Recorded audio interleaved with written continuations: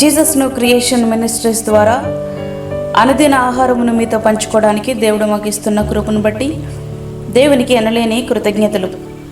51వ కీర్తన 10వ వచనం. దేవా, నా యందు శుద్ధ హృదయము కలుగు చేయము, నా అంతరంగములో స్థిరమైన మనసును నూతనముగా పుట్టించుము. దావీదు గారు చేస్తున్నటువంటి ప్రార్థన ఇది. ఎందుకంటే తాను పాపములో పడిన తర్వాత శుద్ధ హృదయాన్ని పోగొట్టుకున్నారు. పాపం ఏం చేస్తుంది అంటే హృదయాన్ని మలినం చేస్తుంది, మనసుకు స్థిరత్వం లేకుండా చేస్తుంది. హృదయమే మలినమైపోతే మన జీవితం అంతా మలినమైనట్లే కదా. మనసు సంచలమైనదైతే దేవునిలో స్థిరత్వం లేనట్టే కదా. ఒకవేళ నీవు కూడా ఇట్లాంటి పరిస్థితులలో కొట్టుమిట్టాడుతున్నావా? ఏం చేయాలి అంటే విరిగి నలిగిన హృదయముతో దావీదు చేసిన ఈ చిన్న ప్రార్థన నువ్వు చేయాలి.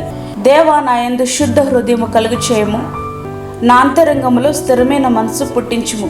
దావీదు తన జీవితంలో శుద్ధ హృదయాన్ని పోగొట్టుకున్నాడు. స్థిరత్వం లేనటువంటి మనసు అతను కలిగి ఉన్నాడు. అంటే అస్థిరమైనటువంటి హృదయము అతను కలిగి ఉన్నట్లుగా ఇక్కడ స్పష్టంగా తెలియపరచబడతా ఉంది. స్థిరమైన మనసు నూతనంగా పుట్టించు అని ప్రార్థిస్తున్నాడు. అంటే అర్థం ఏమిటి? స్థిరమైన మనసు గతకాలంలో అతనికి ఉండేది, కానీ ఇప్పుడు అది అస్థిరమైపోయింది. హృదయం ఎందుకు మలినమైంది? మనసు ఎందుకు అస్థిరమైంది? కారణం ఏమిటంటే పాపం. దావీదు పట్టించుకునేది తాను మనుషులకు ఎట్లా కనిపిస్తున్నాడో అని కాదు, తన అంతరంగ స్థితి ఎట్లా ఉందో అని మాత్రమే గుర్తించగలుగుతున్నాడు. ఎందుకంటే అంతరంగములో యథార్థతను పరిశుద్ధతను కలుగు చేయవాడు దేవుడు ఒక్కడే అని దావీదు గారికి తెలుసు. ఇప్పుడు తనకు కావాల్సింది ఏంటి? పవిత్రమైన యథార్థమైన హృదయం, నిర్మలమైన హృదయం, పాపానికి దూరంగా ఉండే హృదయం. అట్లాంటి హృదయము ఎవరు అనుగ్రహిస్తారు? దేవుడే అనుగ్రహిస్తాడు. దావీదు అంటున్నారు, శుద్ధ హృదయము కలుగు చేయము అని. హృదయ శుద్ధి నిలిచి ఉండాలంటే స్థిరమైన గట్టి మనసు, అనగా పాపాన్ని వ్యతిరేకించే అచంచలమైన గుణం ఉండాలి. ఇది ఇంతకు ముందు దావీదు జీవితంలో ఉండేది. అయితే పాపం చేసి దాన్ని జారవిర్చుకున్నాడు. అందుకే దేవుణ్ణి అర్జిస్తున్నాడు, అనగా ప్రాధేయపడుతున్నాడు. కోల్పోయిన స్థిరమైన మనసు మరలా నాకు దయచేయి అని ఆయన ప్రార్థిస్తున్నాడు. ప్రియమైన సహోదరి సహోదరుడా, నీవు కూడా ప్రశాంతమైన మనసును కోల్పోయావా? దేవునిలో స్థిరత్వంగా ఉండే మనసును కోల్పోయావా? ఈ దినమే దావీదు గారు చేసినటువంటి ప్రార్థన నువ్వు చేయి. దేవుడు నీ ప్రార్థన తప్పకుండా ఆలకిస్తాడు. పశ్చాత్తాపముతో నాకు శుద్ధ హృదయం కలుగు చేయి ప్రభువా అని ఆయన పాదాలు పట్టుకో. దావీదు చేసినట్లుగా నీవు కూడా చేయి.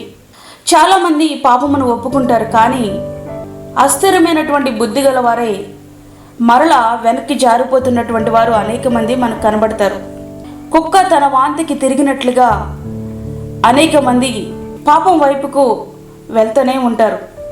అసహించుకున్న దానిని మరలా ముట్టుకుంటారు, అసహించుకునే దాని వైపు మరలా చూస్తూ ఉంటారు.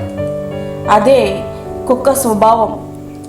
కనుక ప్రియమైన దేవుని బిడ్డ, ఒప్పుకున్నటువంటి పాపం వైపుకు మరలా నువ్వు వెళ్తున్నావా?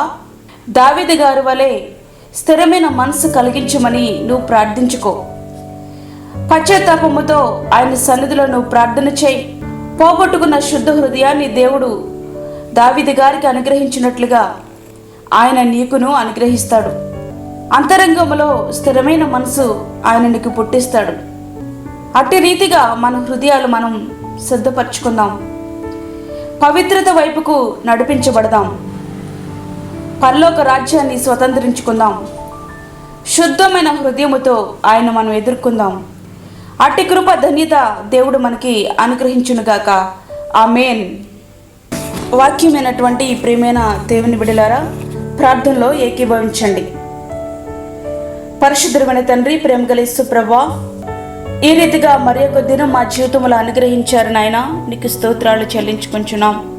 ఒక దినము మా జీవితంలో గడుస్తుంది అంటే అది కేవలం మీ ఉచితమైన కృపను బట్టియే ప్రభా. ఎంతోమంది జీవితాలు అర్ధంతరంగా ముగించబడతా ఉన్నాయి. ఈ రీతిగా నీ బిడ్డల మీద మాకు నీ భద్రత అనుగ్రహిస్తున్నారు తండ్రి, నీకు స్తోత్రాలు చెల్లించుకుంటున్నాం. అనేక మంది ప్రభా భయాందోళనతో ప్రార్థన చేయమని కోరుతా ఉన్నారు నాయన.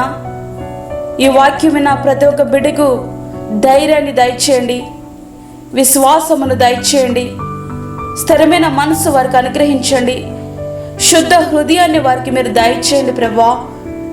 నీకు వందనాలు తండ్రి, స్తోత్రములు చెల్లించుకుంటున్నాం.